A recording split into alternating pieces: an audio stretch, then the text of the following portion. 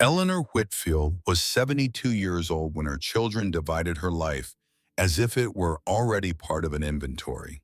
They took the city apartment, they took the car, they emptied the bank account, and shut down the small jewelry shop that she and her husband had built over 40 years. And when nothing was left but her father's old property on the outskirts of Louisiana, swampy land full of debt and overgrown with weeds, they left it for her. "Keep it, Mom. We don't want that." But Eleanor noticed something. That property was the only thing her father, Walter Whitfield, had never mentioned. He never visited it. He never let anyone near it. And yet he never sold it. In 40 years, he never once considered getting rid of it. So Eleanor did something her children would never understand. She moved in. But before the moving, before the property, before any of it, there was a funeral. Harold Whitfield died on a Tuesday in March. 47 years of marriage, and Eleanor found him sitting in his favorite chair by the window with the television on and the coffee still warm on the side table. The paramedics said it was his heart. Eleanor could have told them that Harold's heart had been saying goodbye for years. She had watched it happen, watched it slow down on small things. First, the stairs made him breathe heavy. Then the walks in the park disappeared. Then the plans he stopped making altogether. Harold had been a jeweler his whole adult life. His hands could bend a wire of gold thinner than a sewing needle into the shape of a flower without a magnifying glass. He had done it for decades. But around 68, his eyes began to fail, and he started handing the delicate work to their son David. First, it was just the precision settings. Then it was the custom orders. Then it was the books. And with each piece Harold surrendered, a piece of his authority went with it. Eleanor saw it happening but said nothing because Harold was proud, and proud men do not want their wives to name the thing that is breaking them. By the time Harold died, David had been running the shop for nearly 5 years. Harold still showed up every morning, sat at his bench, and polished finished pieces that didn't need polishing. He was a man pretending to still be necessary in a room that had learned to function without him. Eleanor understood that feeling now. The funeral was modest but well attended. 200 people came, customers from the jewelry shop, 30-year neighbors, relatives who hadn't called in months. Her eldest son, David, 49 years old, managed everything with an efficiency Eleanor recognized. It was the same efficiency Harold had once used to run the business when he was young and sharp and unquestioned. David wore a navy suit and shook every hand with the precise solemnity of someone who knows they are being watched. Her daughter, Karen, 45, flew in from Atlanta with her husband. She cried during the service with a cloth handkerchief Eleanor had never seen her use before. It was a performance, though Eleanor would not have used that word at the time. At the time, she still believed her children were grieving the same loss she was. Eleanor stood beside the casket and thanked every person who came. Her feet ached, her chest felt hollow, but she stood because that was how it was done. You stood. Near the end of the reception, Eleanor noticed something. David and Karen were whispering together in the corner of the room, their heads close, their voices low. Karen was holding a document folder. Not a purse, not a tissue box. A document folder. The kind with tabs and dividers. This was not funeral luggage. Eleanor registered it but said nothing. She was too exhausted to react, and some part of her still trusted that her children would not do what she was beginning to fear they would do. 2 weeks later, David called to arrange what he called a family meeting. He used those exact words, family meeting, as if they were a board of directors and not a mother and her 2 children. Eleanor drove to her son's house, the same house she and Harold had helped pay for 12 years earlier when David and his wife Patricia needed a bigger place for the kids. She had signed the check without hesitation. That was what parents did. You gave. You didn't keep score. She sat at the dining room table across from her two children. Karen had the document folder from the funeral. David had a legal pad and an expression Eleanor couldn't read right away. It took her a moment to identify it. It was the face of a man who had already made his decision and was now going through the formality of informing the people affected by it. "Mom, we need to talk about Dad's estate," David said. Eleanor nodded. "We've reviewed the documents," Karen continued. "The apartment, the accounts, the jewelry shop. We want to make sure everything is handled properly." "Of course," said Eleanor. David cleared his throat. "The apartment. Dad put my name on the deed 9 years ago.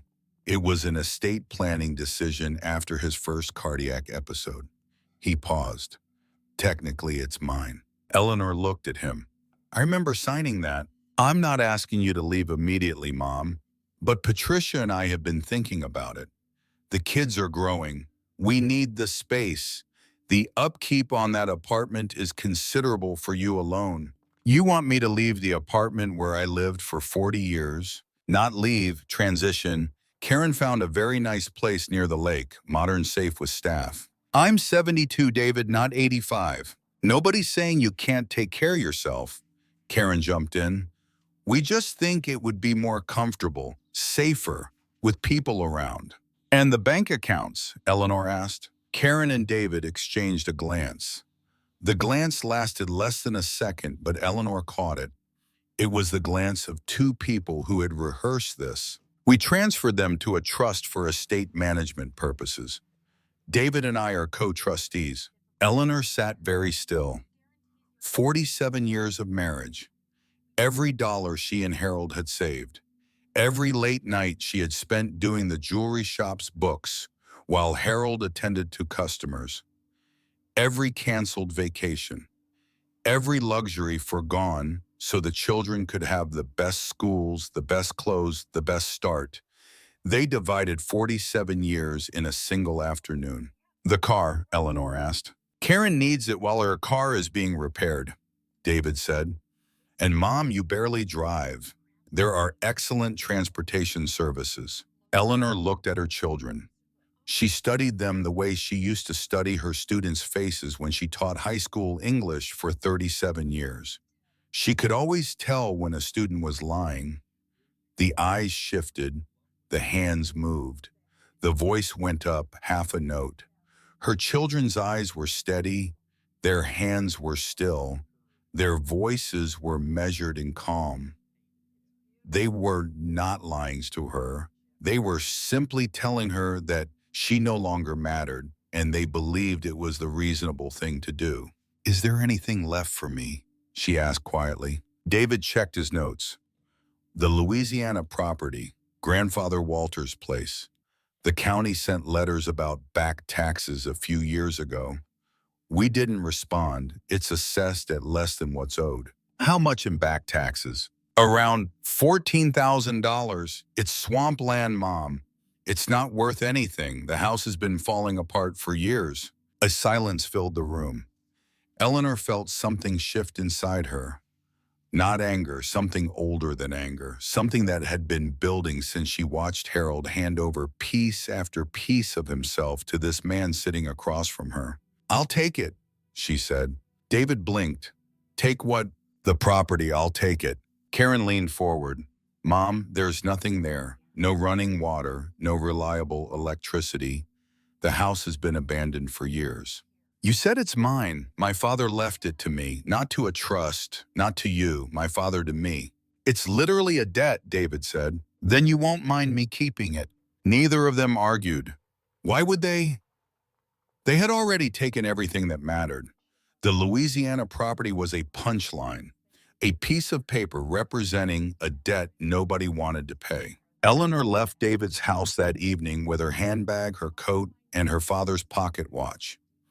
She had carried that watch since Walter died 24 years ago. It was silver heavy with 5 numbers engraved inside the cover that she had always assumed were a date.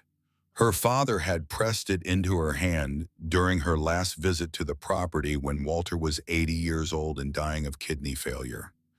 "Keep this, Ellie," he had said. You'll know when you need it. She had never understood what he meant. Still didn't, but she kept it. Eleanor stayed in David's guest room for 3 weeks. They made her feel it every single day.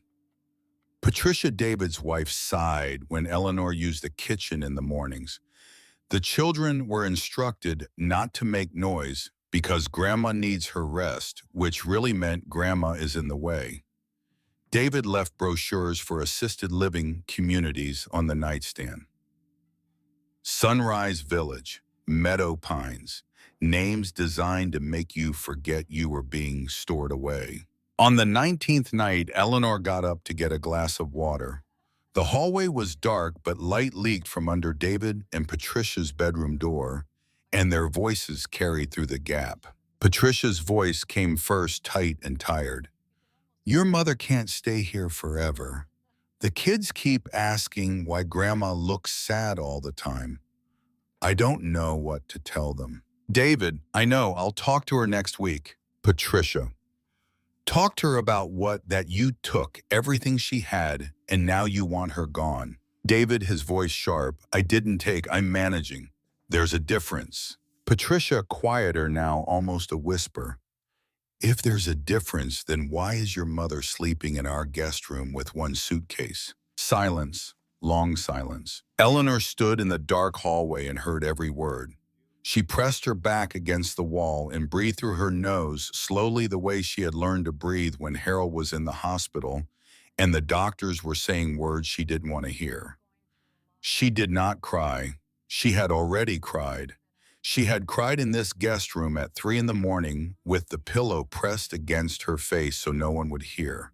She was done with that. On the morning of day 22, Eleanor packed her suitcase. One suitcase. Everything she owned fit inside it. She took a Greyhound bus from New Orleans to a town called Bardwell in the Louisiana interior. The ticket cost $43. She had 62 left. The bus smelled like dust and old plastic. Eleanor sat by the window and watched the city give way to suburbs, and suburbs give way to wetlands, and wetlands give way to low flat land and enormous skies. She didn't look back. There was nothing behind her to look at. Bardwell was little more than 2 streets with a hardware store, a pharmacy, a white wooden church, and a diner that opened at 6 a.m. and closed at 2 p.m. The bus dropped her at the gas station at the edge of town. She asked the attendant about the Whitfield property north of town. He looked at her as if she had asked for directions to the moon. Walter's place. That's about 4 miles up County Road 14. Nobody's been out there in years. He paused. You family. I'm his daughter, Eleanor said. He nodded slowly. Did know Walter had family that visited. Eleanor walked 4 miles along a road with no shoulder, her suitcase bumping against her leg with every step. It took almost 2.5 hours. A pickup truck slowed beside her, and a middle-aged woman with work boots rolled down the window. Need a ride, ma'am? Almost there. Where is there? The Whitfield property. The woman raised her eyebrows. Walter's place, you sure? Eleanor nodded. The woman shrugged and drove on. The property was worse than she remembered. Much worse. The driveway was barely visible, choked with weeds and young trees that had pushed through the gravel over decades of abandonment. The house sat at the end of it, a 2-story wooden structure that had once been white. The paint had peeled down to bare wood on most of the walls. 2 upstairs windows were broken. The porch sagged on the left side where the supports had rotted through. Behind the house stood a large shed, what they called a hangar in Louisiana. Dark green steel now faded to near gray. The roof had partially collapsed on the east wing. A steel door with a heavy padlock sealed it completely, rusted but intact. Eleanor set down her suitcase at the end of the driveway and looked at all of it. $14,000 in back taxes. A house that might not survive another humid winter. A shed her father had kept locked her entire life. She picked up her suitcase and walked to the front door. It was unlocked. It had always been unlocked. Walter never locked the house, only the shed. Inside, dust covered everything. The air smelled of damp and trapped time. Eleanor did the first thing anyone who understands houses would do. She checked the bones. She walked every room on the first floor, stamped her feet to test the floorboards. Solid oak, still firm after all these years. She looked along the ceiling, joists for sagging. None. Walter had built this house to last. She climbed the stairs, testing each step. The third and seventh treads creaked but held. Upstairs, the east bedroom had termite damage in one corner, a soft spot the size of a dinner plate, but the rest was sound. The bones were good. The skin needed work, but the bones were good. She tried the fuse box. Nothing. She tried the kitchen faucet. Dry. She found her father's armchair in the living room, worn leather, positioned facing the window that looked out toward the shed. She sat in it and looked through the glass at the steel door with its rusted padlock. That first night, she slept on the mattress in Walter's room. It smelled of dust and old wood, but it held her weight. She covered herself with a quilt she found in the closet one her mother had knitted before Eleanor was born. The seams were coming apart in places, but it was warm. She woke at dawn to bird song, swamp frogs, the creak of the house settling on its foundation. She lay there listening for a long time. Then she got up and started cleaning. She worked 3 straight days, swept every floor, wiped every surface, scraped mold from the bathroom with a spoon handle, carried armloads of dead leaves and animal nests out of the corners. She burned the debris in a pile in the backyard, and the smoke rose straight up in the still Louisiana air. On the second day, a neighbor who lived about a mile to the south saw the smoke and drove over. "You living here?" she asked from the truck window. "I am. Water's been shut off. You'll need to call the county, electric too." "How much will that cost?" "Couple hundred with the deposits, probably." Eleanor had $62. 200 was a wall she couldn't climb. But the next morning, she found an envelope in the mailbox with no return address. Inside were $300 and $20 bills and a note written in a shaky but firm hand. Walter Whitfield was a good neighbor. Welcome home. Eleanor stood by the mailbox for a long time holding the money in the note. She didn't ask who sent it. Some things you don't question, you just accept them and keep moving. She called the county from the neighbor's phone and got the water and electricity reconnected. By the end of the first week, the house was livable. Not comfortable, not pretty, but livable. On the 5th day, a silver sedan pulled up the driveway. It was so out of place on the dirt road that Eleanor heard it before she saw it. She stepped onto the porch and watched a man get out. Mid-50s, pressed collar shirt, leather shoes, hair combed smooth. He looked like he had taken a wrong turn out of a real estate catalog and ended up in a swamp. "Mrs. Whitfield." He smiled the way salesmen smile, with all his teeth and none of his eyes. "Dale Fenton. I'm a real estate agent here in Bardwell.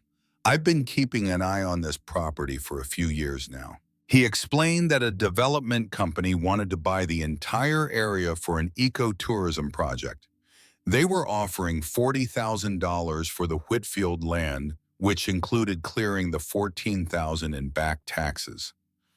"You'd walk away with $26,000, Dale said. "That's enough for a nice little apartment in Baton Rouge for a few years.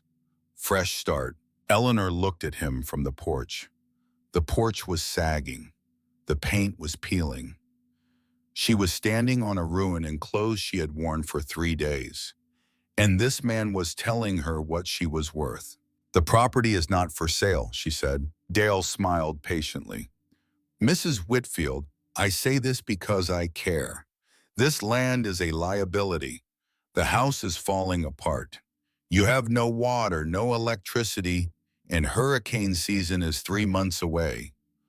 $40,000 is a very generous offer for something the market values at zero. Eleanor looked at him the way she had looked at students who tried to convince her the dog ate their homework. Mr. Fenton, I just left a house where people told me what everything I had was worth. I don't need to hear it again. She turned and walked back inside. Dale left his business card on the porch railing. The wind blew it into the mud. The water ran brown for 20 minutes, then cleared. The electricity worked in every room except the upstairs hallway. She found canned goods in the cellar mason jars of preserved vegetables her father had sealed years ago still good. She cooked her first meal on the old gas stove, black beans with rice and canned tomatoes. She ate alone at the kitchen table looking out the window toward the shed. The shed. Walter had never let her inside, not once in her entire childhood. "That's my workshop," he always said. "There's nothing in there for you." When she was 11, Eleanor tried to peek through a gap in the siding. Walter caught her and raised his voice. It was the only time in her life he had ever shouted at her. She never tried again. Now she was 72 and Walter had been gone 24 years, and the shed sat there with its rusted padlock like a question nobody had ever answered. On the 8th morning, Eleanor walked to the shed with a small sledgehammer she found in the cellar. She wedged the head behind the padlock hasp and pulled. The screws held for a moment, then tore free from the rotted wood. The lock clattered to the ground. She pushed the steel door open. Daylight fell across the interior. Fallen beams lay across the collapsed east wing. Gray, ancient hay covered most of the floor. Tools hung on the walls, rusted past the point of usefulness and into something like sculpture. A long workbench stood against the far wall, buried in debris. Eleanor stepped inside, carefully testing each footfall. The floor felt solid, too solid. She swept hay away near the entrance and looked down. Concrete. Smooth poured concrete extending wall to wall across the entire shed floor. That was wrong. Louisiana sheds had dirt floors, wooden planks, sometimes loose concrete blocks. Not poured slabs. Not unless someone was trying to keep something underneath from being found. Eleanor walked the entire perimeter, kicking hay aside as she went. The concrete was consistent across the whole surface. No cracks, no joints. This was the work of someone who knew exactly what he was doing. Near the northwest corner, she noticed the surface was slightly different, smoother, perhaps more recent, though still decades old. She stamped on it. The sound changed, hollow. Eleanor knelt and pressed her ear to the concrete. She knocked with her knuckles. The sound echoed back, deep and resonant, as if there were a room underneath. She sat back on her heels and stared at the floor. Her father had poured a concrete slab in his shed and sealed something beneath it, something he had spent his entire life protecting, something he had never told a single person about, something so important that he shouted at his 11-year-old daughter for trying to peek through a gap in the wall. Eleanor pulled the pocket watch from her jacket. She turned it over. The 5 numbers inside the cover caught the light filtering through the broken roof. She ran her thumb across the grooves Walter had engraved by hand into the silver. She still didn't know what they meant, but for the first time in 24 years, she felt she was getting close. Eleanor closed the shed door behind her and walked back to the house. She could not break through this concrete alone. She needed a pneumatic hammer, a compressor, and someone she could trust. Tomorrow she would go to town. But tonight she sat in Walter's armchair, the one that faced the window, the one that looked out toward the shed. And for the first time she understood why her father had positioned the chair exactly there. He hadn't been looking at the yard. He hadn't been watching the birds or the weather or the light changing over the wetlands.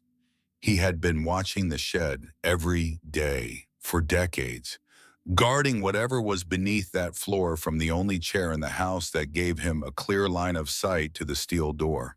Eleanor sat in that chair and looked at the shed through the same window her father had looked through for 40 years. The evening light was fading. The frogs were starting. And somewhere beneath 4 inches of concrete, a dead man's secret was waiting for the only person he had ever trusted to find it. Guidry's Hardware opened at 8 in the morning, and Eleanor was standing at the door when the lock turned. The bell above the entrance chimed as she stepped inside. A man behind the counter looked up from a newspaper. "Help you find something? I need a 9-pound sledgehammer and a steel pry bar." The man studied her. 5'2", maybe 120 pounds, white hair pulled back, standing in a hardware store gammoning for demolition tools. His eyes asked the question his mouth was too polite to say. "What are you breaking?" "A concrete floor." He pointed toward the back. "Aisle 3. Get the 9-pounder, not the 18. Save your back." Eleanor found the tools and brought them to the counter. $38 for the sledgehammer, $16 for the pry bar. She was counting bills from the envelope money when the door opened and a man walked in who changed everything. He was tall, broad-shouldered, the close-cropped gray hairs, and hands that looked like they had been built for the specific purpose of gripping things that didn't want to be gripped. Denim jacket, boots caked with dried mud, so old it had turned the color of cement. He set a box of wood screws on the counter and noticed Eleanor's purchases. "That's a lot of sledgehammer for one person." "I'll manage," Eleanor said. "Which shed?" Eleanor hesitated. There was no reason to trust this man. There was no reason to trust anyone, but she was too tired for the careful dance of evasion, and something about the directness in his voice made her want to match it. "The Whitfield property on County Road 14. His expression shifted. Not surprise exactly. More like a door opening to a room he hadn't entered in years. "Walter's place." He said the name the way you say the name of someone you respected but never fully understood. "I haven't been out there in a long time. Are you his daughter, Eleanor?" "Yes." "Frank Guidry." He extended his hand. The grip was firm without trying to prove anything. "I live about 3 miles north of your property. Your father and I used to have coffee sometimes when he came into town. He was a quiet man, but he was the best company I ever had." "That was him," Eleanor said. Frank looked at the sledgehammer again. "What are you looking for in that shed?" "There's a concrete slab on the floor. I need to see what's underneath." "Concrete in a shed in Louisiana." He let the words sit. He didn't say it was unusual. He didn't need to. They both knew. "Are you going to swing a 9-pound sledge at concrete by yourself?" "I was planning on it." A silence settled between them. Not uncomfortable.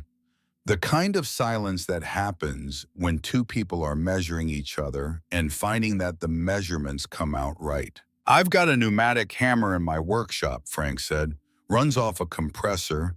It'll save you a week of work and probably 2 hernias. Eleanor looked at him. "Why would you help me?" "Because Walter was a good man, and because swinging a sledgehammer at concrete at your age alone on a property with no phone is a good way to end up on the floor with nobody to call for help. I can't pay you." "I didn't ask you to." Frank picked up his box of screws. "I'll come by tomorrow at 7. Does that work?" 7 works. On the drive back to the property in Frank's dented Ford pickup, Eleanor learned the things about Frank Guidry that explained why he had offered to help a stranger break open a concrete floor.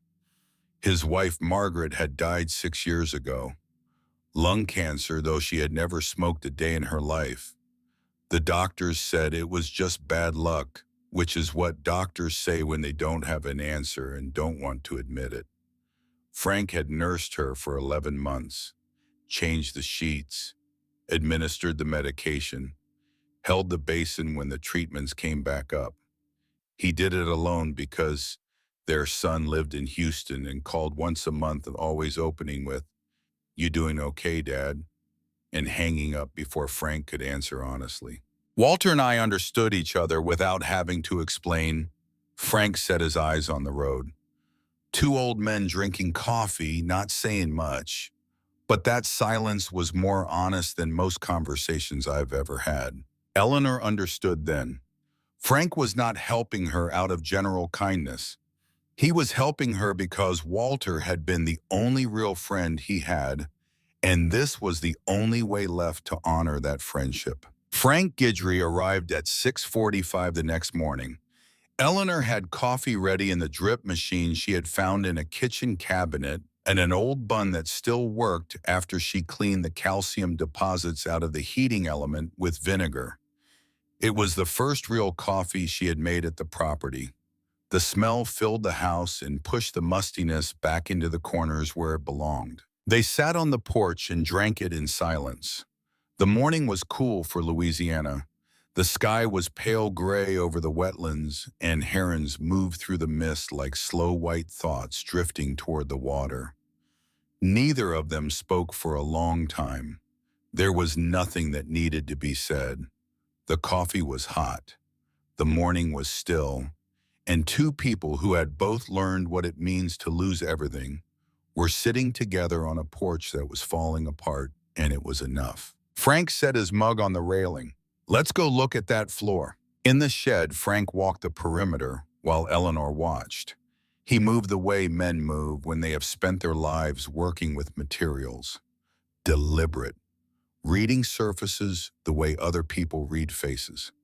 He kicked hay aside, knelt down and knocked on the concrete in several places, with his knuckles listening to the sound, the way a doctor listens to a chest.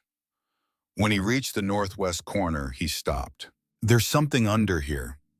He was quiet a moment. "The rest of this slab is 8 inches thick at least.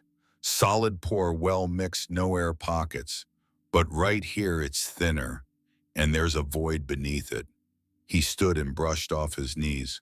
Only one way to find out.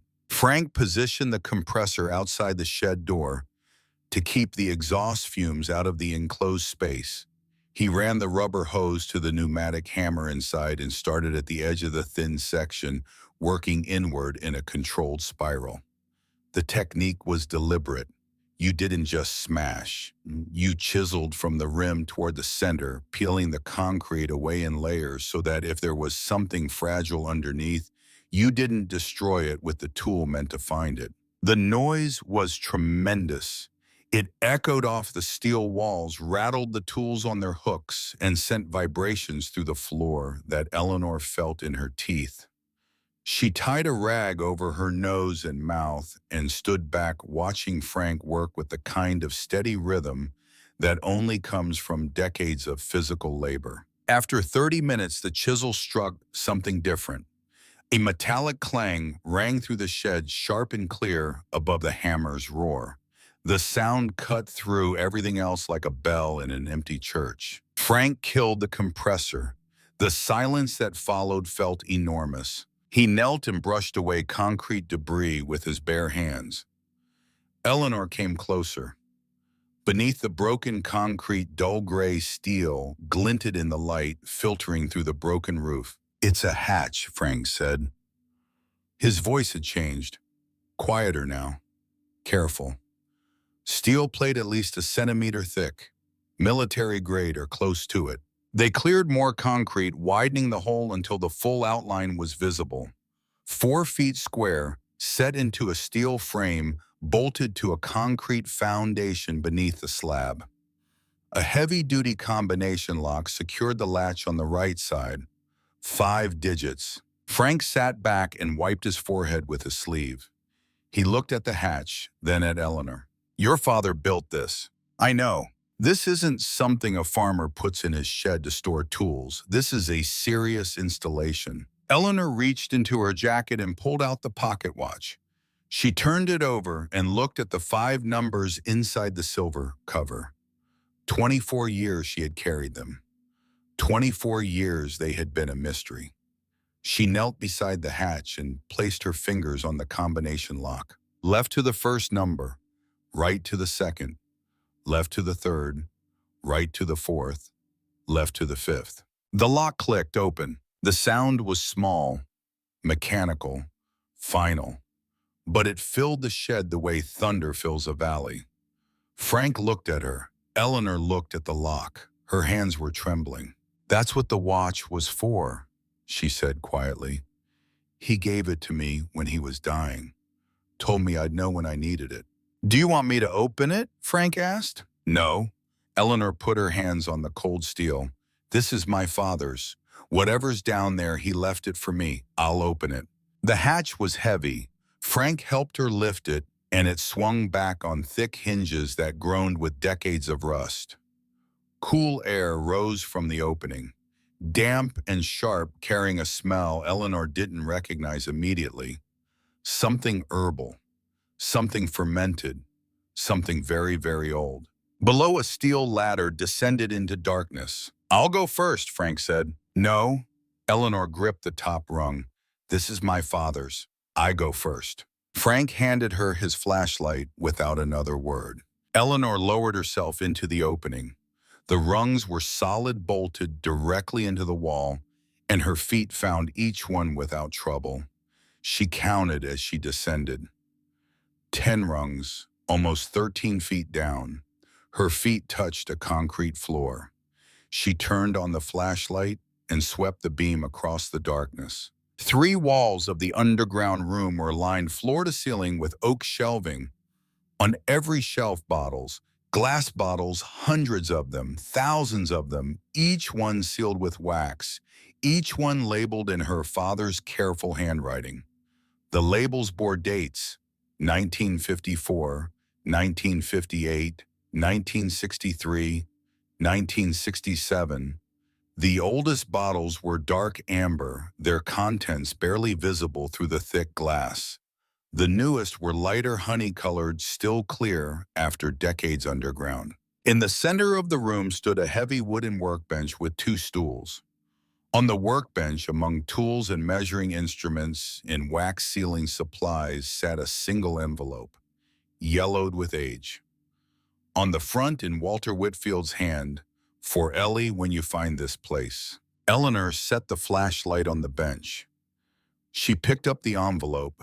Her hands were still trembling, but for different reasons now. She opened it and began to read. Walter's letter was written in the same careful hand he had used to label every bottle on those shelves. It began without greeting the way he had always spoken, direct and stripped of ceremony. He told her everything. He had started in 1952. The war was over. He had come home to 60 acres of land that didn't produce enough to feed a family. Eleanor's mother was pregnant. They had a 2-room house with no heating and a well that went dry every August. But Walter had a skill he had learned from his own grandmother, a woman who had grown up on the islands off the Carolina coast. She had taught him how to make sauces and fermented condiments from swamp plants, wild peppers, marsh herbs, things that grew in the places nobody else thought to look. What black market men paid 10 cents for, the restaurants in New Orleans paid $10. Walter realized what he made was different, not just spicy, complex, layered, aged with a technique that most commercial producers didn't know existed. In 1954, he built the vault. He dug it himself, every shovelful of Louisiana clay, every night after Eleanor's mother went to sleep. 3 to 4 hours a night by lantern light with a shovel and a bucket. The clay was heavy when wet, 15 pounds per bucket, and he carried each one out to the swamp in a wheelbarrow and dumped it where nobody would notice the ground rising. When the hole was deep enough, he poured the foundation by hand, mixing concrete in a cut-down oil drum. The walls were cinder blocks he bought from a demolition site in Baton Rouge, 200 at a time, hauled back in a borrowed truck under cover of darkness. The hatch was a steel plate he commissioned from a shipyard in New Orleans. Paid cash, no paperwork, no name. For 19 years, he produced sauces, fermented goods, mole artisanal vinegars. He aged them in small oak barrels. He built himself, bottled and sealed them when they were ready. Eleanor's mother knew. She helped with the bottling in the early years until her health declined. Then came 1968.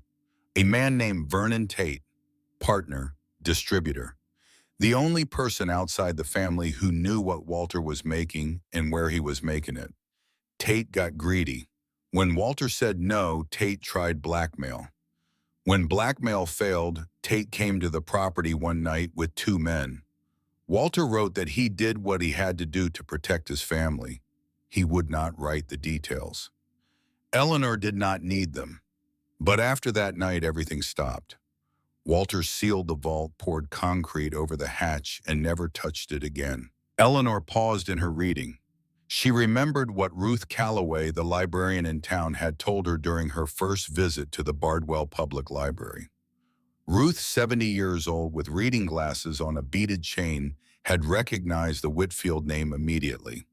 She had said Walter came to the library every Saturday morning throughout the 1970s, reading books on food chemistry and preservation techniques. And she had mentioned something else.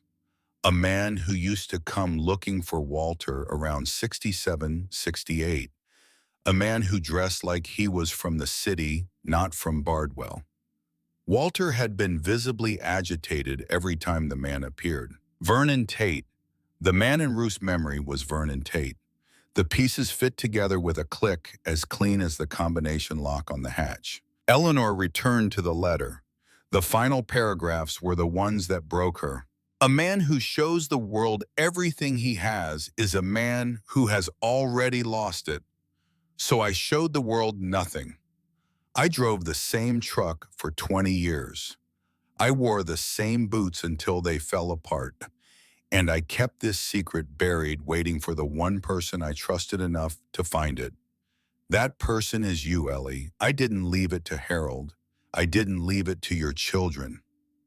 I left it to you because you were the only one who would have stayed. The only one who would have come here with nothing and dug.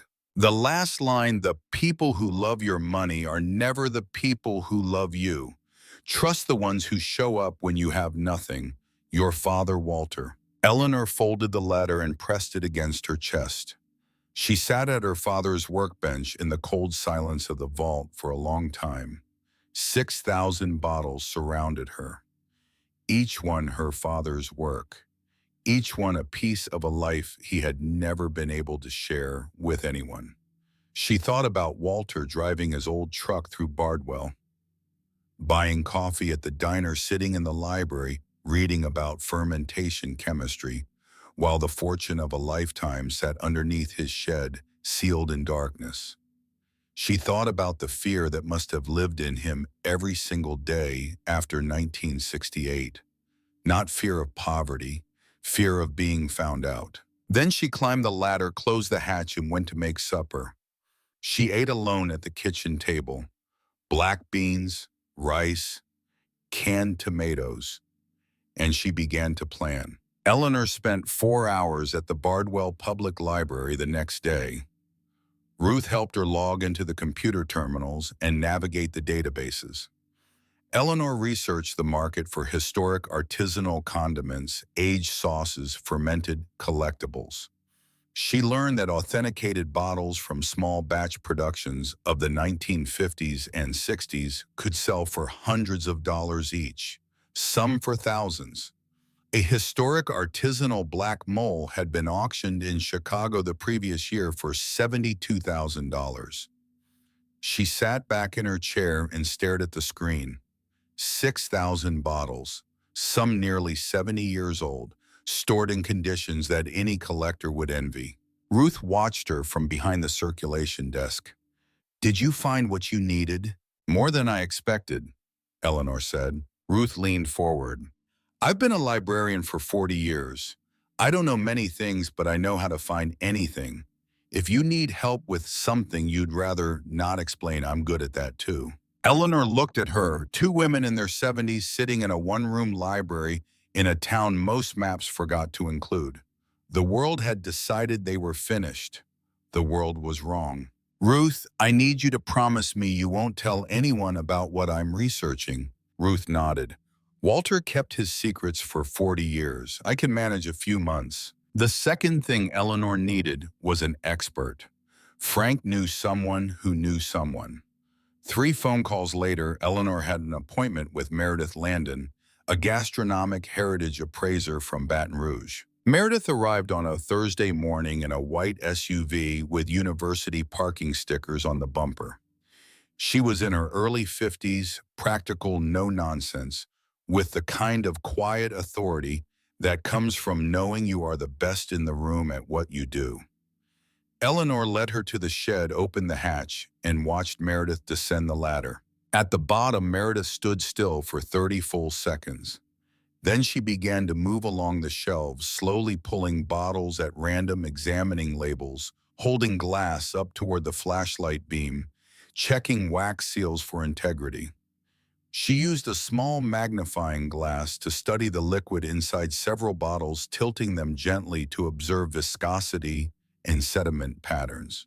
She took notes on a tablet. She did not speak for nearly an hour. When she finished, she sat on the second stool beside the workbench and rubbed her face with both hands. It was the gesture of someone trying to process something that exceeded their professional vocabulary. "Who made this?" she asked. "My father." "Your father was a genius. The aging process, the storage conditions, the fermentation technique. I've seen museum collections with less care put into them." "How much is it worth?" Meredith set her tablet on her knee. "I can't give you an exact number without full testing.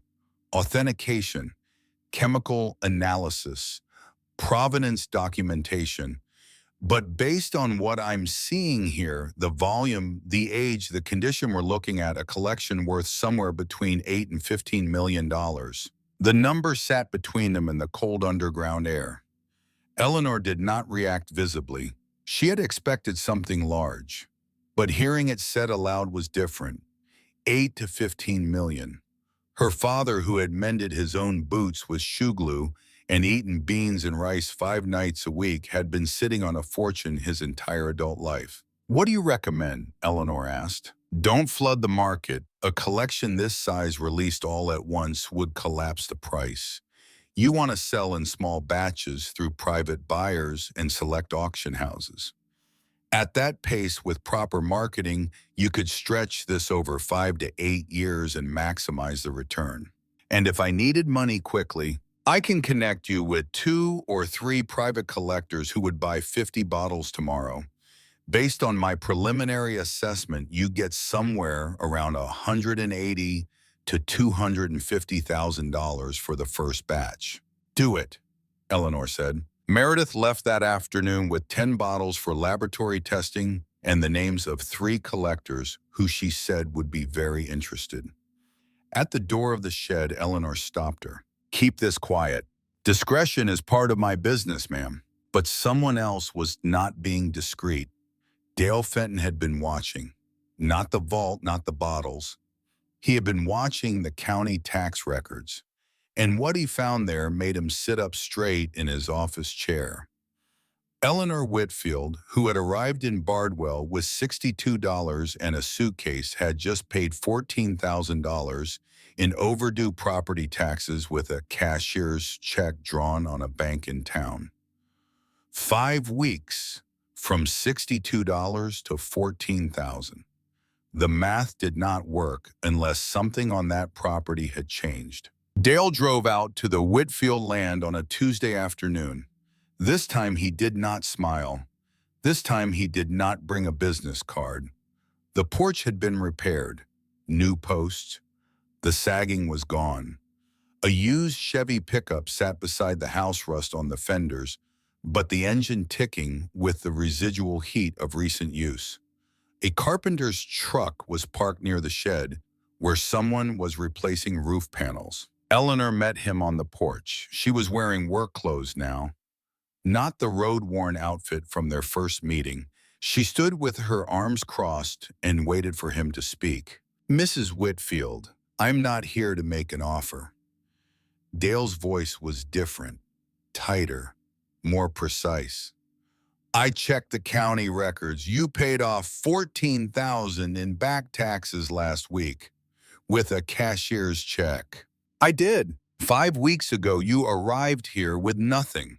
Now you're paying five-figure tax bills and hiring contractors. I am. Dale took a step closer to the porch. I don't know what you found on this land, and I don't need to know. But if it's something of significant value and you haven't reported it to the IRS, then you've got a bigger problem than property taxes. Eleanor looked at him with a steadiness that made Dale take a half step back without realizing it. Every transaction I've made goes through a bank and has a receipt. I have an attorney. Would you like to speak with her? Dale was quiet. He had expected confusion. He had expected a 72-year-old woman living alone on swampland to crumble when he mentioned the IRS. She did not crumble. She stood on her repaired porch and looked at him the way a hawk looks at something moving in the grass far below. Then Dale said the thing that changed everything. You have a son named David, don't you? Runs the Whitfield jewelry shop up in Ohio. Eleanor felt the words hit her chest before her brain fully processed them. I think he'd want to know what his mother is doing down here, Dale said, and he got in his car and drove away. Eleanor stood on the porch until the dust from his tires settled. Then she went inside and made 2 phone calls. The first was to Meredith Landon. We need to accelerate the first sale. Someone is asking questions. The second was to her lawyer in Bardwell. I need to review the trust documents again. Make sure everything is airtight. The lawyer confirmed what Eleanor already knew. The irrevocable living trust Walter had established in 1980 was bulletproof. The property, the land, all structures, and everything inside them belonged to Eleanor. Sole beneficiary, no amendments possible without a court order. Her children had no legal standing. 50 bottles from the most aged stock sold to 2 private collectors in New Orleans within 10 days. $220,000. Eleanor paid the property taxes, deposited the rest in her bank account, bought the Chevy truck, and hired local workers to repair the house and shed roofs. The property began to look like someone lived there, someone who intended to stay. Eleanor did not call David. She did not call Karen. For the first time in decades, she felt no need to report her whereabouts or justify her decisions to anyone. But the silence from someone who used to be dependent is louder than any phone call. Karen noticed first. She arrived on a Saturday in November in a rental car. Eleanor saw her coming up the driveway from the kitchen window and stepped onto the porch. Karen got out slowly. She had dressed for a different world, heels and a wool coat, and she picked her way up the gravel path with the careful steps of someone who does not trust the ground beneath her. She stopped at the foot of the porch steps and looked up at the fresh paint, the new post, the truck. Mom, where did you get the money for all this? I managed. You had $62 when you left David's house. I had a little more than that. Karen climbed the steps. She was trying to read Eleanor's face, searching for confusion, vulnerability, some sign that this was a mistake she could step in and fix. She found none. This isn't safe. You're out here alone in the middle of nowhere. What if something happens? I've been here 4 months. I've repaired the house, paid the taxes, bought a truck, and cleared 3 acres of overgrowth. If something happens, I'll handle it. Karen's eyes drifted to the shed. What's in there? Tools, old hay, nothing interesting. Grandpa Walter always kept that shed locked. It was locked. I opened it. It's just a shed. Eleanor held her daughter's gaze without blinking. 37 years of teaching 12-year-olds had given her a skill that no amount of money could buy, the ability to outweight anyone. Karen accepted coffee, declined lunch, asked 7 more questions about the money that Eleanor did not answer. But before she left, standing by her rental car with her keys in her hand, Karen said something Eleanor had not expected. Mom, David is in trouble. The jewelry shop is losing money. Trish wants to sell the apartment. Eleanor said nothing. Karen, I'm not telling you this to ask for anything. I'm telling you because I think you should know. The apartment where Eleanor had lived for 40 years, The apartment David had said was his. Now he was about to lose it too. Karen hugged her quickly and drove away. Eleanor watched until the car disappeared down County Road 14. Then she went inside and picked up the phone. Frank, Karen was here. She saw the truck, the new paint, the fence. She's going to tell David. Frank's voice was steady on the other end. What do you think David will do? What he always does. He'll try to take control. She was right, and he moved fast. Within a week, David pulled the property records from the county assessor's office. He found the trust. He found the tax payment receipts. He called the bank in Bardwell. They told him nothing. He called the law office. They said they could not discuss a client's affairs. Then Dale Fenton called him. Dale told David that his mother was spending unusual amounts of money and that a local man, a neighbor named Frank Guidry, appeared to be influencing her decisions. Dale did not mention that he had tried twice to buy the property himself. He did not mention that if David gained conservatorship, Dale could negotiate a land purchase with David far more easily than he ever could with Eleanor. Dale presented himself as a concerned community member. David heard what he wanted to hear. The court papers arrived at the property on a Monday in December.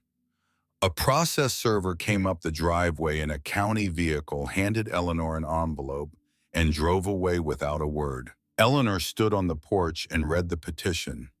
Her son and daughter were asking the county court to declare her mentally incompetent and appoint David as conservator of her person and estate, including all trust property. The petition cited her age, her sudden relocation to an isolated rural property, her apparent confusion regarding financial matters, and her vulnerability to exploitation by unknown third parties. Eleanor read the papers twice. Then she folded them carefully along the original creases. She walked inside and sat at the kitchen table, the same table where she had read her father's letter for the first time, the same chair, the same window looking out toward the shed. She was not scared. She was not hurt. Those feelings had burned out weeks ago in David's guest room on the bus in the first cold nights at the property when she had nothing and no one. What she felt now was something she had never felt before in 72 years of being someone's daughter, someone's wife, someone's mother. Clarity. Her children had taken everything she had willingly shared. The apartment, the money, the shop, the car. Now they were coming for the one thing she had not shared, the one thing her father had buried under concrete and protected with silence for 40 years. Eleanor picked up the phone and called Frank. Her voice was calm, calm the way deep water is calm. I need your help, she said, and I'm going to need that lawyer. The hearing was set for a Tuesday. Eleanor spent the weekend before it preparing, not with panic, but with the quiet, methodical focus of a woman who had graded 10,000 student essays and knew that evidence always beats emotion. She drove to the county medical clinic and sat for a full cognitive assessment. The doctor, a young woman who looked barely old enough to have finished residency, administered the standard battery of tests: memory recall, sequential reasoning, orientation to time and place, problem solving. Eleanor completed every section without hesitation. The doctor looked at the results, looked at Eleanor and said, Mrs. Whitfield, you are cognitively sharper than most people half your age. She signed the physician's statement and handed it to Eleanor in a sealed envelope. Eleanor spent the next 2 days organizing every piece of paper she had accumulated since arriving in Bardwell. Bank statements showing deposits and withdrawals in perfect order, tax receipts, repair invoices with contractor signatures, the truck purchase agreement, a handwritten timeline of every decision she had made since stepping off the bus, presented in chronological order with supporting documentation for each entry. She placed everything in a cardboard document box she had bought at the Bardwell post office for $3.40. On Sunday evening, Ruth Calloway drove out to the property with a file box of her own. She set it on the kitchen table and opened the lid. Inside were Walter Whitfield's county tax records from 1954 to 1975. Every year, paid on time, paid in full, not a single delinquency in 21 years of ownership. "I found these in the county archive basement," Ruth said. "They were in a storage bin marked for destruction. Another month and they'd have been gone." Eleanor looked at the records. Row after row of Walter's name, the property address, the amount paid, the date stamp from the county clerk's office. Each one a small proof that her father had not been a careless man or a confused man or a man who did things without reason. He had been the most deliberate person she had ever known.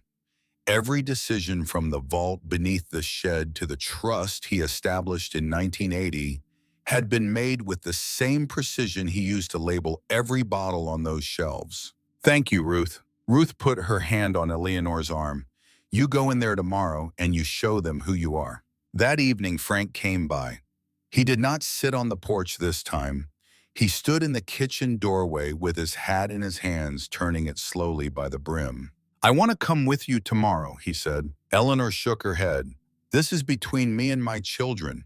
"I know that, but you don't have to walk in there alone." Eleanor looked at him.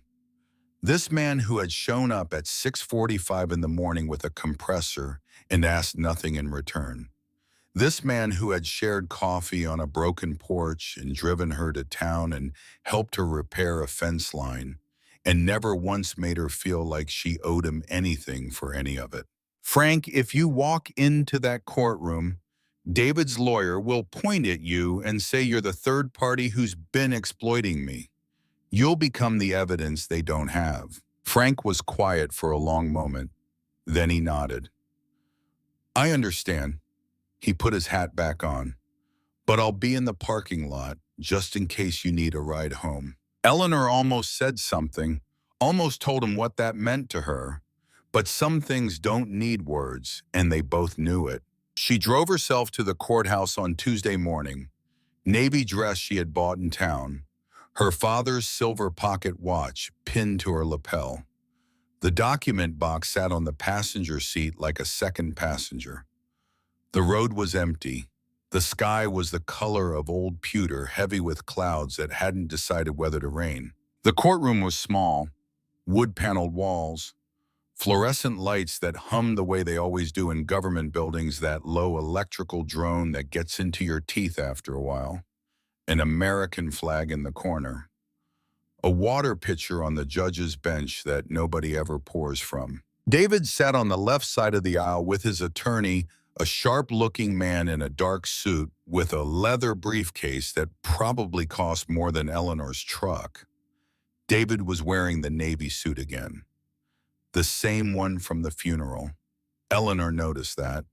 The same suit he wore to bury his father, he now wore to try to bury his mother. Karen sat beside David with her hands folded in her lap and her face arranged into an expression of deep concern. It was a good performance, better than the one at the funeral. She had been practicing. Eleanor sat on the right side with her lawyer, a woman in her 50s whose office was above the Bardwell post office and whose coffee mug read, "The law is what I say." Eleanor placed the document box on the table in front of her. Judge Carolyn Marsh entered from the side door. 63 years old, silver hair cut short, reading glasses on a chain around her neck. She sat down, put on the glass, and read the petition silently. The courtroom was so quiet, Eleanor could hear the fluorescent lights and the breathing of every person in the room.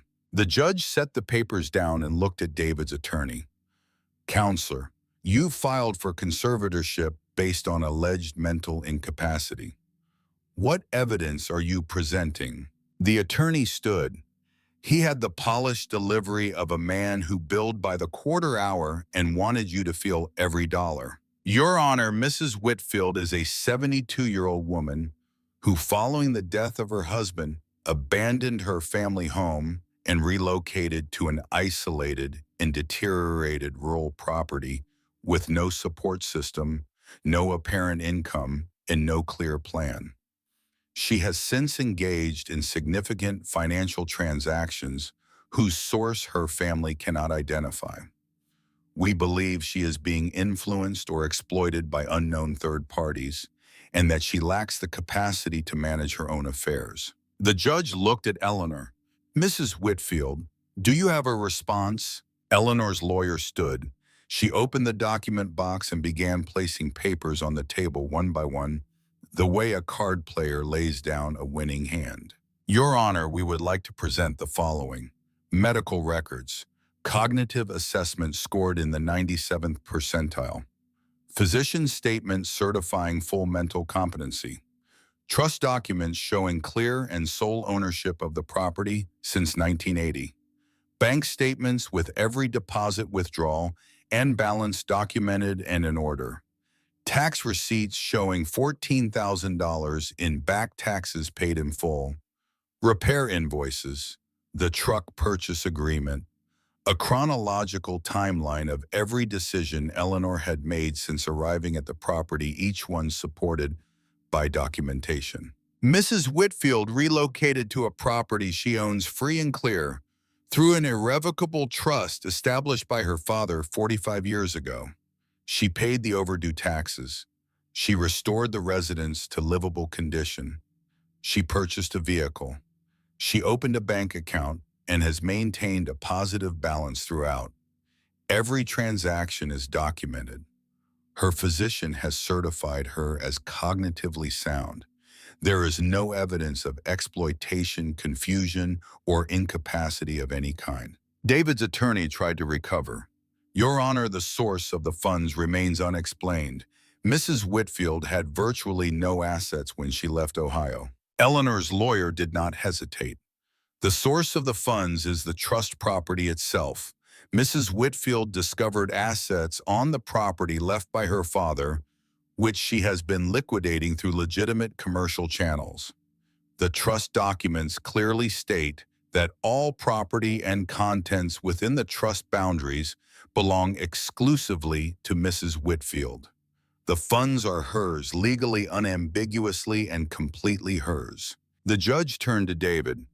Mr. Whitfield, do you have any medical testimony? Any physician statement, any evidence beyond personal concern? David looked at his attorney. His attorney looked at the table. A long silence passed in which the entire trajectory of David Whitfield's plan collapsed like a building losing its foundation. No, Your Honor, not at this time. Judge Marsh removed her glasses. She set them on the bench in front of her and folded her hands together. I am dismissing this petition. She paused, looked at David, looked at Karen. Mr. Whitfield, I'll note for the record that filing a conservatorship petition without medical evidence wastes this court's time and causes significant distress to the respondent.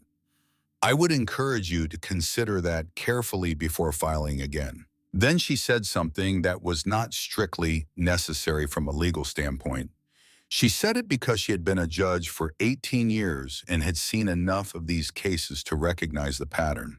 I have sat on this bench for nearly 2 decades.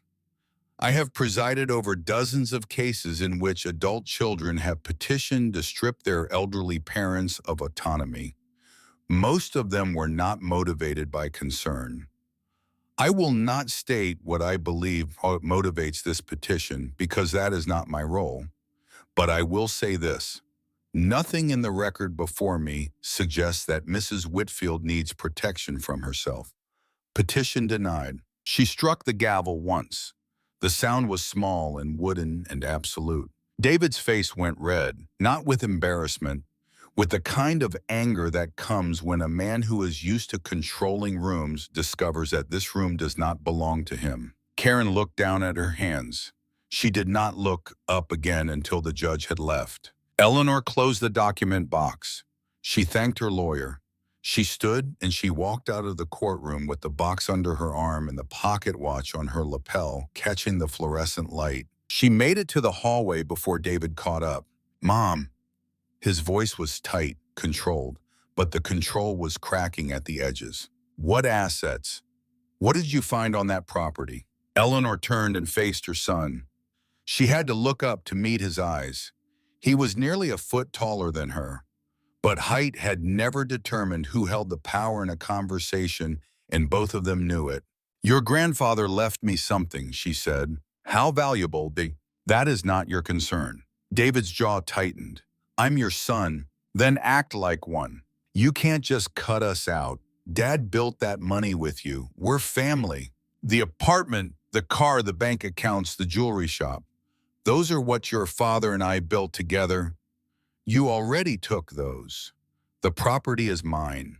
My father left it to me, not to your father, not to you, to me. David dropped his voice. The hallway was empty now, but he spoke as if the walls were listening. I'll file again. I'll get a doctor this time. I'll get whatever I need. Eleanor looked at her son, 49 years old, thinning hair, lines around his mouth that hadn't been there 5 years ago. She saw the boy she had packed lunches for every morning for 12 years. The teenager she had driven to baseball practice 3 times a week. The young man whose first heartbreak she had sat up with until 2 in the morning, listening, not solving, just listening. She saw all of that, and she saw what he had become. You took what you could carry, David. You just couldn't carry what mattered. She turned and walked toward the exit. David did not follow. She was halfway down the corridor when she heard him sit down on the wooden bench against the wall. She did not look back, but she heard it. The sound of a man lowering himself onto a bench, the way you lower yourself when your legs have stopped cooperating with your pride. She heard him exhale. Not a sigh, something deeper. The sound a man makes when he realizes for the first time that he has lost, and that he lost not because his mother was stronger, but because he had never understood her in the first place. Karen was waiting at the courthouse doors. Her face was a mess, mascara running down both cheeks, eyes swollen, hands trembling. This was not the woman from the funeral with the cloth handkerchief. This was someone whose composure had finally broken in a place where composure could no longer protect her. Mom, her voice cracked on the single syllable. Eleanor stopped. I'm sorry. Karen wiped her face with the back of her hand, smearing mascara across her cheekbone. I'm sorry for what we did. The conservatorship. I knew it was wrong. I knew it the whole time. Why did you do it? David said it was the practical thing. That we were protecting you. I wanted to believe him. She swallowed. I wanted to believe we weren't just taking from you, but we were. Yes, said Eleanor, you were. They stood in the lobby with people walking past in both directions. A clerk carrying files, a bailiff heading to lunch. The ordinary traffic of a county courthouse on a Tuesday afternoon. None of them looked at the mother and daughter standing 3 feet apart with 30 years of silence between them. Eleanor reached out and touched Karen's arm. You can come back, she said. When you're ready to come back as my daughter. Not as someone looking for what I have. As my daughter. Do you understand the difference? Karen nodded. She could not speak. Then go home. Think about it. And when you're ready, you know where I am. Eleanor drove back to the property in the late afternoon light. The clouds had never made up their mind about rain, and now they were breaking apart in the west, letting long gold shafts of sun fall across the flat green land. She pulled into the driveway and sat in the truck for a moment, with the engine off, looking at the house. Her house. White paint on all 4 sides. New porch. Windows that caught the light and held it. Spring had come to the property the way spring always comes to Louisiana. Not gradually, but in a rush, as if the land had been holding its breath all winter and finally let go. The swamp irises had pushed through in February. By March, the fields were alive. The driveway was clear. The fence line was straight. The shed roof was repaired, new steel panels gleaming beside the old ones. The collection operation, if it could be called that, had settled into a rhythm. Eleanor worked with Meredith Landon's brokerage contacts in Baton Rouge. Small batches placed with collectors and auction houses every few weeks. 400 bottles sold over 5 months. The income was steady and substantial, but the money had never been the point. One afternoon in early April, Eleanor drove to a building on the edge of town, a converted storefront that had been empty for years, the old pharmacy with its painted signs still faintly visible on the brick. She had bought it in January for $65,000. Frank had spent 4 weeks renovating the interior. New flooring, fresh paint, good lighting. A sign hung above the front door. Whitfield Community Aid. Below it in smaller letters, housing assistance. Legal referral, emergency support. She hired a social worker from the county. She hired a retired attorney part-time, and she opened the door. The idea had come from a conversation at the grocery store.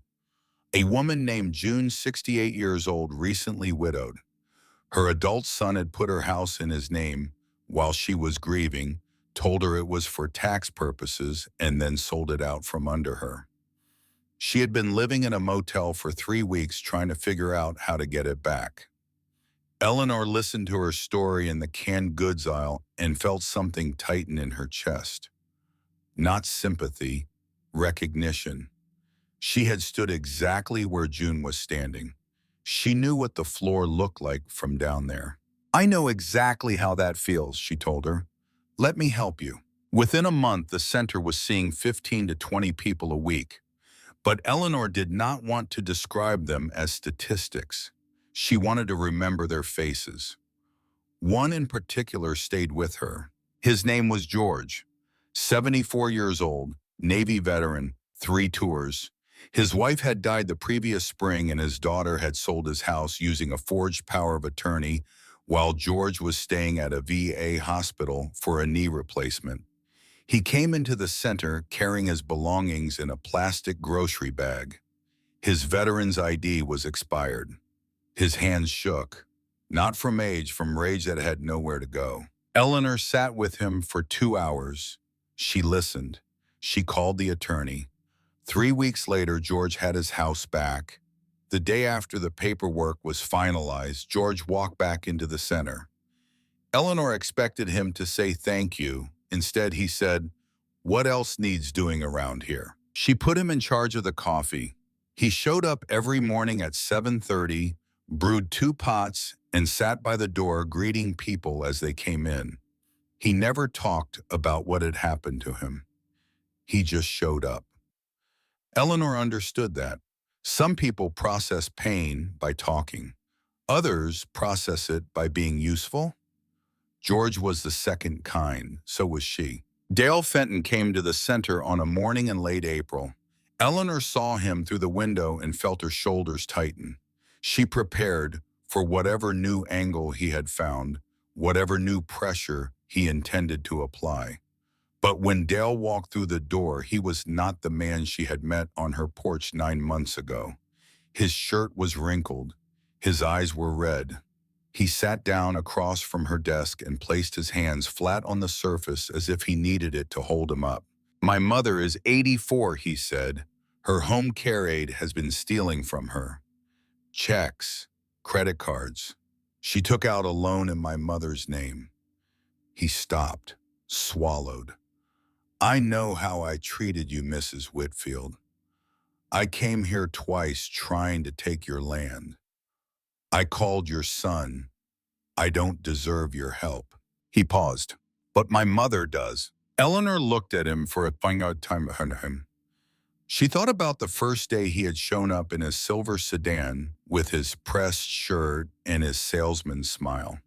She thought about the second time when he had threatened her with the IRS and dropped her son's name like a grenade.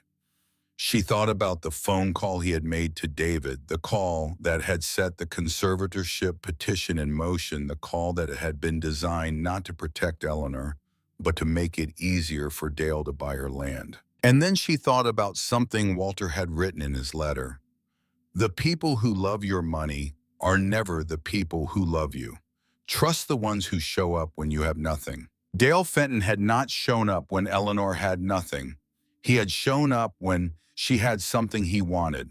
But right now, sitting across from her with red eyes and wrinkled clothes and a mother who was being robbed, Dale Fenton had nothing. And Eleanor was the one with something to give. "Sit down," she said. "Tell me everything." She connected him with the attorney. She made the phone calls. She did not forgive Dale. Forgiveness was not what this was. This was Eleanor choosing to become the person her father had wanted her to be. The person who built a vault not to hoard a fortune, but to protect the one person who mattered. Eleanor was building something too. Not underground, not in secret, in plain sight with a sign on the door and coffee brewing in the back. Frank volunteered at the center on Tuesdays and Thursdays. He handled intake paperwork and drove people to appointments in his old Ford. He never explained why he did it. He just showed up. One evening after closing, they sat in the truck outside the storefront. The sun was going down behind the flat line of the horizon, turning the sky orange and purple in layers that looked painted. "Do you ever think about how strange this is?" Frank said. "What do you mean? 7 months ago, you stepped off a bus in Bardwell with a suitcase and $62. Now you're running a community center and selling artisanal condiments older than most of the people who buy them." Eleanor laughed. "When you put it that way, it does sound strange. It sounds exactly like what Walter would have wanted." Eleanor looked at the sign above the door, her father's name. He was afraid his whole life that someone would take what he built. He hid it, sealed it, buried it under concrete. And the whole time what he was really protecting was me. Frank nodded slowly. "And you found it. With a little help." Frank shook his head. "With a 9-pound sledgehammer and a $43 bus ticket." Eleanor laughed again. It was a sound she had almost forgotten she could make. Light, unguarded. The laugh of a woman who has walked through fire and come out the other side and discovered that the other side has coffee and a porch, and a man who shows up at 6:45 without being asked. The call from Karen came on a Saturday in May. Eleanor was in the garden she had planted behind the house, turning soil with a spade when the phone rang. "Mom, it's Karen. I know who it is." A pause. "Can I come visit? Not for anything, just to visit." Eleanor wiped the dirt from her hands. "When? Next weekend. I can drive down Friday evening." "I don't have a guest room set up. The couch is fine."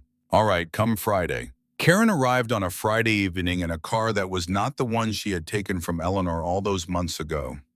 She came alone. No David, no lawyer, no agenda, just a weekend bag and a bottle of wine that Eleanor set on the counter and did not open. They sat on the porch.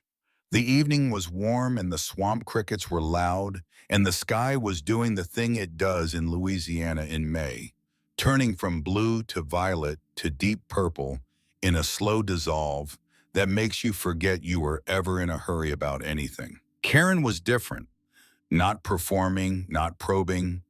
She sat in the chair next to Eleanor and looked out at the property and did not ask about money. She did not ask about the shed. She talked about herself. Her marriage was in trouble. She and her husband had started counseling.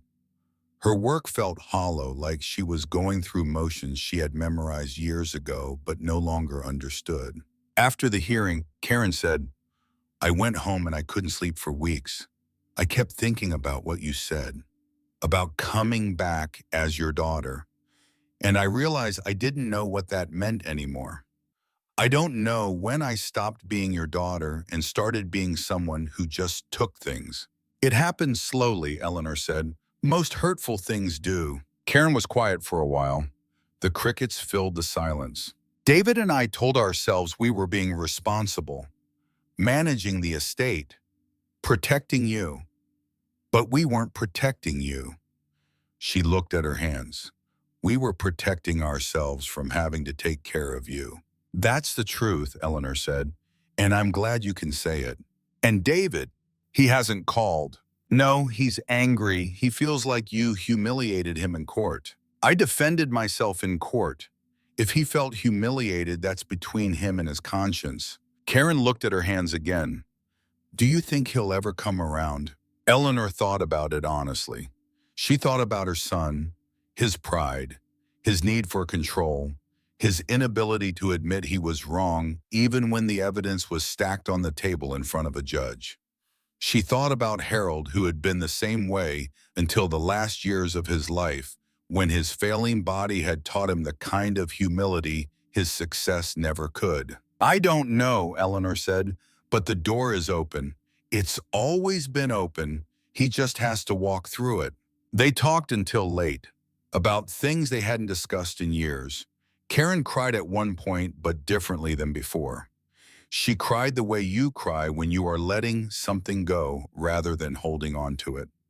Eleanor did not cry. She had done her crying months ago alone in the dark, and she did not need to do it again. Karen stayed until Sunday. She helped in the garden. She visited the community center and sat in on a session watching Eleanor work with George on his VA benefits paperwork. Karen watched her mother lean across the desk, point to a line on a form, and explain it in the same patient voice she must have used in a classroom for 37 years. Karen did not say much. She just watched.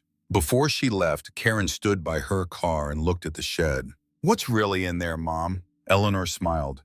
Come back next time and I'll show you. Karen hugged her, not quickly, not politely. She held on the way you hold on to something you thought you had lost forever and just realized you might still have. Eleanor held on back. I love you, Mom.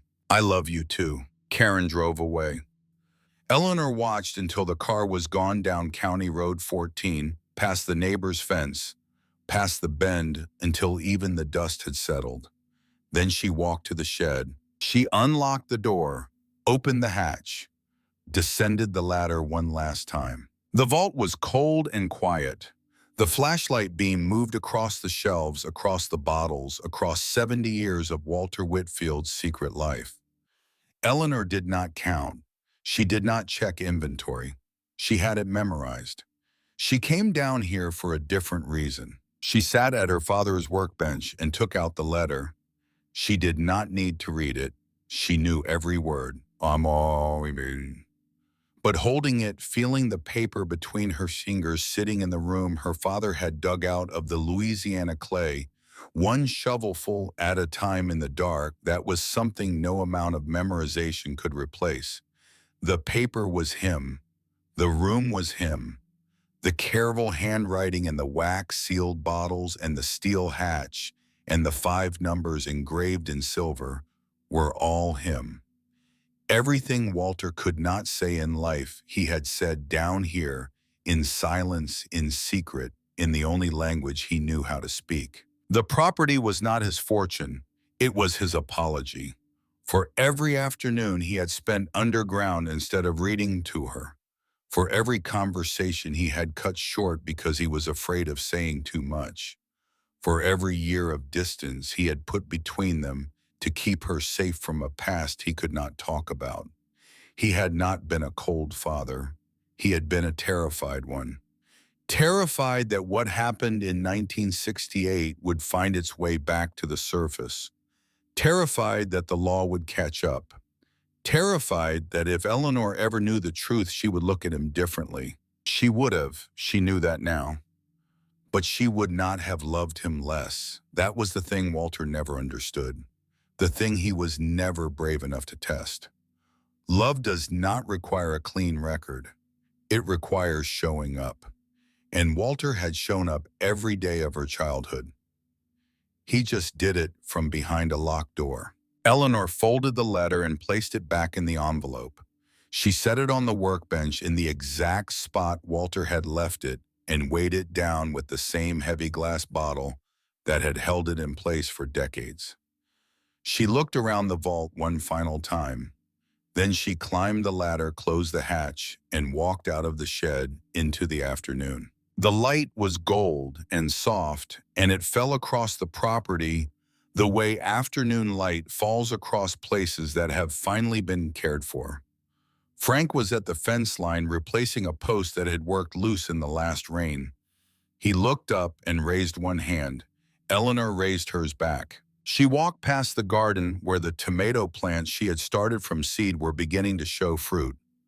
Past the porch with its cedar planks that Frank had cut from a fallen tree on the property line. Past the kitchen window where she could see the table, her father's table, the table where she had opened a yellowed envelope and read the words that changed everything. She kept walking until she reached the edge of the property where the land sloped gently down toward the creek she had discovered in January. It had been frozen then in a thin sheet of ice over black water. Now it ran clear and steady with spring water, making the soft, constant sound of something that has always been there and will continue to be there long after everyone has stopped listening. Eleanor stood at the edge and looked back at all of it. The house, the shed, the fields stretching flat and green in every direction. This place her children had laughed about. This ruin they had left her because it was the only thing worth nothing. She thought about Walter building in secret, night after night, shovel and lantern, and the weight of wet clay. She thought about Harold, who had worked hard at his whole life but never thought to protect Eleanor from their own children. She thought about David still somewhere behind her, still angry, still unable to see past his own reflection. She thought about Karen driving north with something broken, finally beginning to mend. She thought about Frank steady and present at the fence line, asking nothing, giving everything. And she thought about herself, 72 years old, standing on land that was hers, surrounded by things she had built with her own hands and her own decisions and her own inherited stubbornness. She had money she would never spend. She had a purpose that got her out of bed every morning. She had a friend who showed up before 7 without being called. She had what mattered. The silver pocket watch was warm in her jacket pocket. She did not take it out. She did not need to. The numbers inside the cover had done their job. The combination had opened a lock. The lock had opened a vault. The vault had opened a life. Eleanor Whitfield turned and walked back toward the house. The afternoon light was soft on the white paint, and the porch looked exactly the way a porch should look. Like a place where someone is going to sit down with a cup of coffee and watch the evening come. Like a place where someone lives. Like a place where someone has always lived and just didn't know it yet. She was home. The story of Eleanor Whitfield, which depicts seniors losing their homes, their savings, and their independence to their own children, is not fiction. It happens every day in every state, in families that look perfectly normal from the outside.